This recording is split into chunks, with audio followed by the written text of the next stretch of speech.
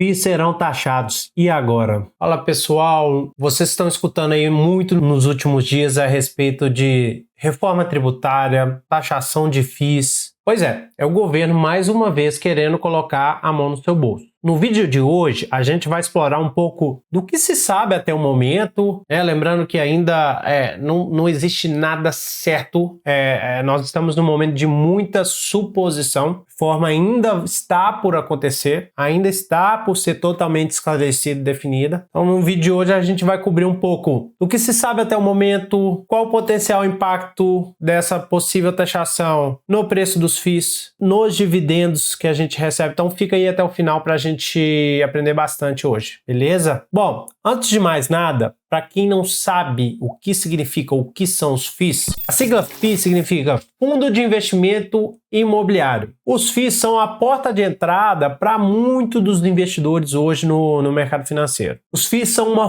forma de investir no setor imobiliário sem necessariamente ser dono de um imóvel e a um valor muito mais acessível. Então hoje, através de FIIs, eu posso ter um centro comercial que aluga e me gera aluguéis, posso ter uma pequena parcela de um centro comercial com salas para aluguel que geram aluguéis, e aí eu tenho uma pequena parcela, uma pequena fatia através das cotas que eu compro desses FIIs. Então, ao invés de eu pegar todo o meu dinheiro e ir lá e colocar em um imóvel, em uma casa, em uma sala, eu compro pequenas parcelas de vários imóveis. Então, essa é a natureza, a mentalidade ali de um FII, né?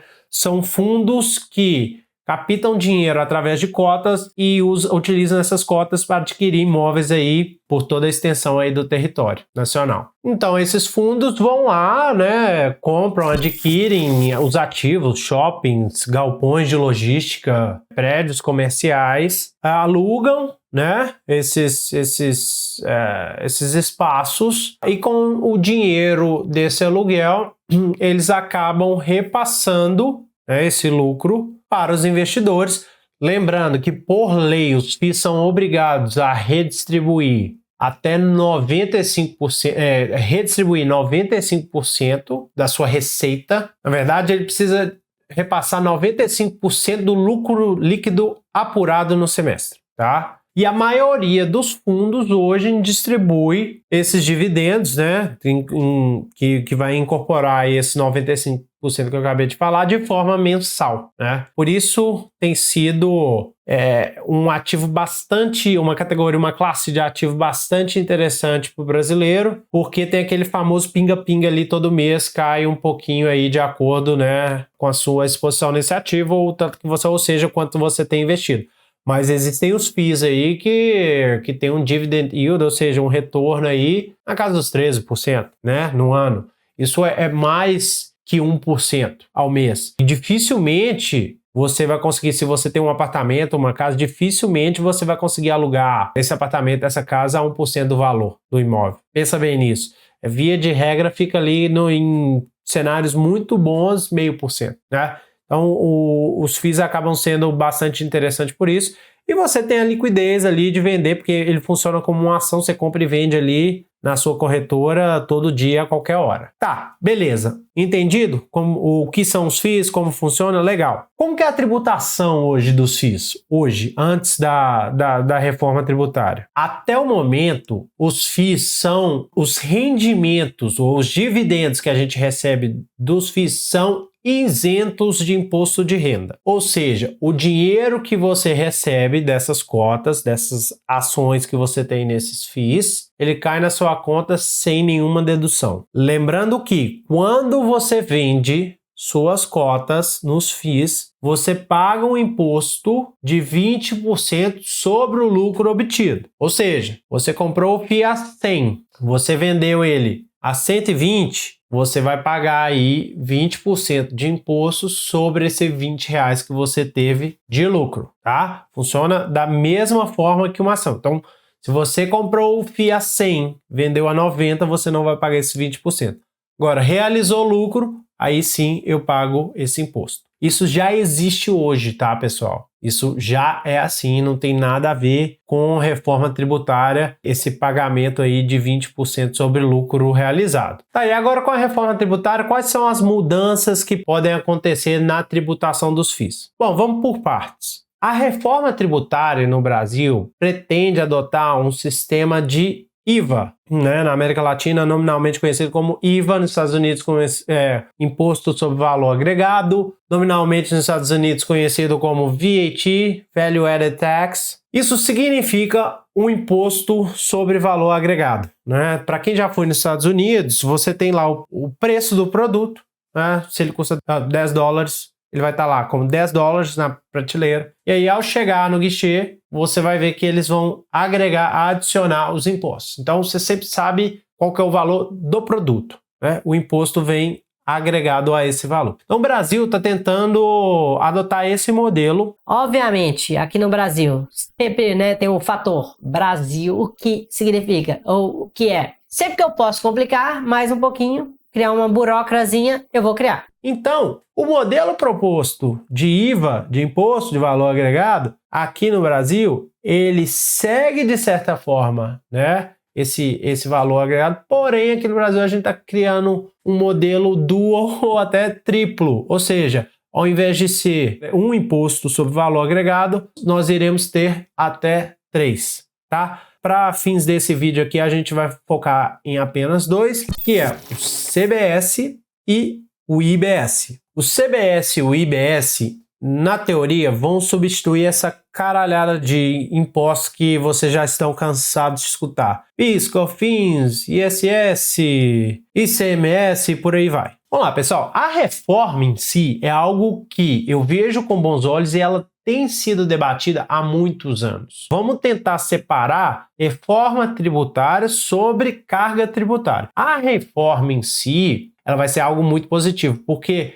de fato, os negócios hoje do Brasil, eles gastam, não só em custo de pessoas, de salário, horas e horas e horas nessa reconciliação tributária. O sistema tributário do Brasil é tão complexo que gasta-se muito tempo para fazer toda essa reconciliação que a gente precisa sobre os impostos. Então, por mais que não seja apenas, ainda assim não seja unicamente um imposto agregado, sejam 2, 3, a tendência é que nós tenhamos um sistema mais simples, tá? Os impostos, agora que vem a parte polêmica. Primeiro, com a reforma tributária e a adoção do IVA no Brasil, estima-se que o Brasil venha a ter o maior IVA do mundo, chegando com a estimativa hoje de 28%. Segundo ponto, que aí está mais voltado ao tópico, ao vídeo aqui de hoje. O presidente Lula utilizou o seu poder de veto sobre um artigo que promovia a isenção de impostos nos FIIs. Isso significa que os fundos imobiliários poderão ser taxados sobre as suas operações ou terão que recolher impostos sobre as operações imobiliárias ou operações com imóveis, o que vai acabar reduzindo a rentabilidade desses fundos. Então vamos lá, pessoal. Veja bem, o governo não foi lá e criou um imposto para taxar dividendo de FII ou um imposto diretamente para taxar os FIIs. O governo, nesse momento, vetou o artigo que promovia essa isenção. E eu falo momentaneamente porque o Congresso ainda pode reverter esse veto. Vamos começar a explorar mais um pouco aqui. Veja que esse veto, ele acarreta no recolhimento de impostos para o gestor lá do fundo.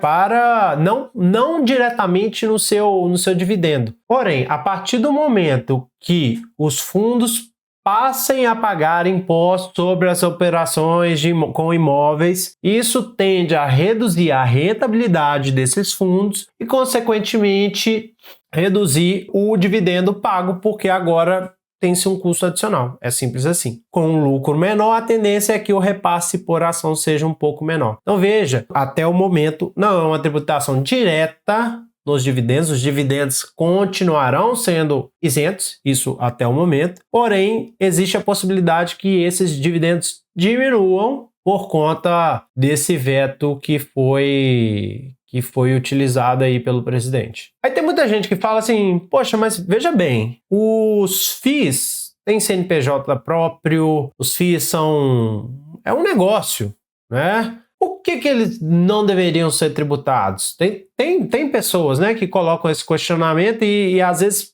né, foi até pauta para que esse veto saísse do papel. Pessoal, eu acho assim, a gente tem que ter muito cuidado com isso, né, porque não é tão simples assim. Ah, por quê, Paulo? Tem muita gente que acha que tributar FIIs é fazer uma tributação para grandes fortunas, para os super ricos, e não é bem assim. A gente tem que tomar cuidado, porque ao tributar os FIIs da maneira que está sendo proposto, a gente pode ter um impacto muito grande na economia. Primeiro, vamos esclarecer alguns pontos aqui. Primeira coisa, para a gente criar um FII, é necessário no mínimo 50 cotas. Então precisa de 50 cotas, precisa estar na B3 e nenhum cotista pode ter mais de 10% de todas as cotas. Ou seja, o FII não é nenhuma panelinha de super ricos, tá? Na verdade, ele é a porta de entrada para muitos investidores que não têm capital para investir no mercado de renda variável, até para investir em imóveis,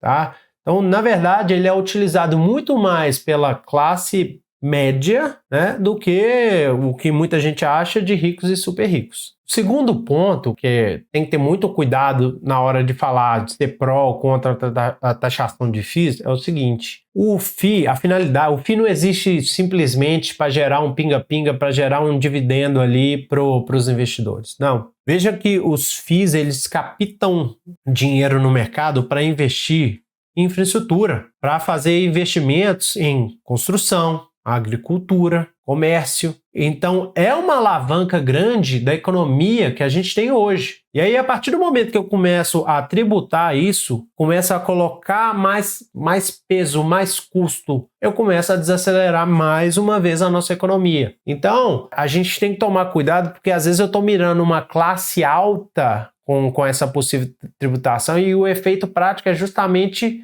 atingindo a classe média e a classe baixa, né? Eu não tô tributando as superfortunas, os super ricos, e eu estou de fato impactando a economia ali para pessoas de classe média e classe baixa. Então é esse cuidado que a gente tem que ter na hora de se posicionar, né, sobre sou a favor ou sou contra a taxação dos FIIs. Então é importante a gente esclarecer isso nesse momento, tá, pessoal? Tá, agora vamos voltar a falar aqui de investimento. Entendi a parte prática, a parte teórica, legal. Agora vamos lá. Com tudo isso que você disse, faz sentido eu continuar investindo em FIIs ou faz sentido eu começar a investir em FIIs?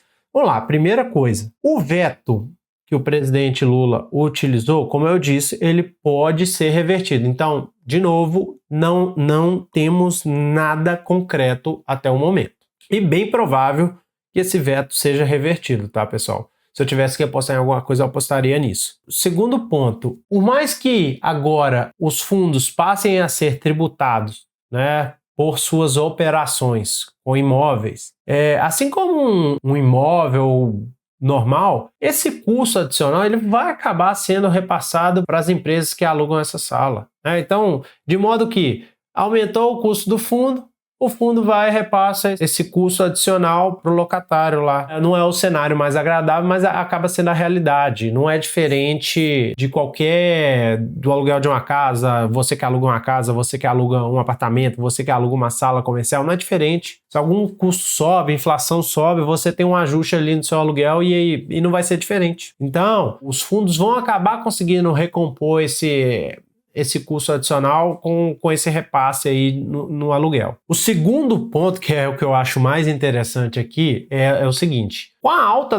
da taxa de juros, o que a gente tem observado com os FIIs é que eles estão caindo. Então, quando eu olho o acumulado de 2024, o IFIX, né, o que é o índice aí que mede os fundos imobiliários, ele operou em baixa. Quando eu olho para o começo do ano de 25, a mesma coisa. O que isso quer dizer? Neste momento existem ótimas oportunidades quando a gente fala de FIIs. Hoje a gente pode achar aí FIIs que tem um dividend yield de 12% a 13% com um PL de 0,708. Mas o que significa isso? Imagina você, um imóvel que vale 1 milhão, você poder comprar ele a 700 mil a 800 mil. Esse é o PL, de 0,7, de 0,8 que eu mencionei. Então, por essa queda de preços que eu acabei de escrever, por conta de taxa de juros, por conta de inflação, por conta de medo, né, um cenário de medo, acaba-se por gerar ótimas oportunidades para quem está pretendendo alocar capital agora nesse momento. Tá? E a tendência é que isso continue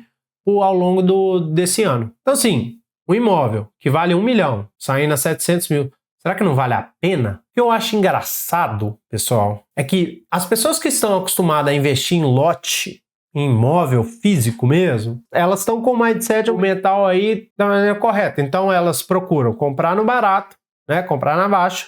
Durante ali o tempo de oscilação, elas seguram e vendem na alta, né? Isso é, para quem está acostumado a comprar e vender imóvel, geralmente espera-se que a pessoa opere dessa maneira. Com os FIIs não é diferente. Agora a gente está no momento de baixa, o que você faz? Você compra, aí você segura por um tempo e aí depois você vende na alta. Só que nesse tempo que você está segurando, lembra que você está incorrendo ali o pinga-pinga, que é os 12, 13% de yield aí que você vai receber durante o ano. Então esse é a mentalidade de uma pessoa que investe em imóvel. Aí quando chega nos FIIs, a mentalidade da pessoa é totalmente contrária. Quando a onda o mercado tá em alta, tá todo mundo, né, o medo tá lá embaixo, os preços dos PLs estão acima de 1, vai lá e todo mundo compra. Aí na hora que o negócio começa a dar uma desandada, o medo cresce, a inflação cresce, a taxa de juros cresce, os preços caem, aí que a pessoa, oh meu Deus, tem que vender. Entende? No final do dia, são imóveis. Então por que para um imóvel físico a pessoa opera, trabalha de uma maneira e na hora que a gente fala de físico, é o mesmo imóvel físico, ela opera de outra. É isso não entra na minha cabeça, é o que eu sempre falo, pessoal. Antes de mais nada, alinhe uma estratégia. A estratégia tem que ser maior e tem que perpetuar qualquer oscilação, qualquer medo. É a estratégia de alocação de capital que vai te dar a tranquilidade de saber navegar e de saber o que fazer nos momentos de crise. Então, o que eu digo? Se dentro da sua estratégia você colocou como 20% do meu capital, exemplo, 20% do meu capital vão ser destinados a essa finalidade e chegou no momento de aporte, eu tenho 18, o que eu vou fazer? Eu vou comprar. Ah, tá caindo. Cara, estratégia. A sua estratégia te permite, nesse momento, existem ativos com ótimo preço de compra. Então, o que eu vou fazer? Comprar. Ah, minha estratégia diz que 20% eu estou, 25% nesse momento. Chegou o momento de aporte. Provavelmente não vou fazer o aporte